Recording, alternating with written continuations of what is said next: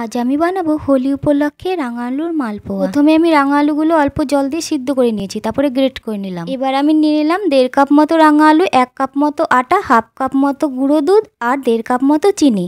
এখানে ময়দাও ব্যবহার করা যেতে পারে, কিন্তু আমি আটা নিয়েছি। আমি এখানে চিনিটা বেশি পরিমাণে দিলাম, কারণ চিনির শিরাতে আমি মালপোয়াগুলো ফেলবো না। এবার আমি অল্প অল্প করে লিকুইড দুধ দিয়ে ব্যাটারটা তৈরি করে নেব। ব্যাটারটা ঠিকঠাক করতে হবে, বেশি পাতলা করলে মালপোয়াগুলো ভালো হবে না। এবার আমি দিয়ে দিলাম স্বাদ মতো লবণ আর মৌরি, তারপরে ভালো করে মিক্স করে নিলাম। এবার কড়াইয়ে তেল দিয়ে দিলাম, তেলটা গরম হয়ে গেছে। এবার অল্প অল্প করে ব্যাটার দিয়ে মালপোয়াগুলো ভেজে নিচ্ছি। এদিকে খেয়াল রাখতে হবে যে তেলটা যেন বেশি গরম না হয়ে যায়। বেশি গরম হয়ে গেলে মালপোয়ার ব্যাটারটা দেওয়ার সঙ্গে সঙ্গে মালপোয়াগুলো পুড়ে যাবে।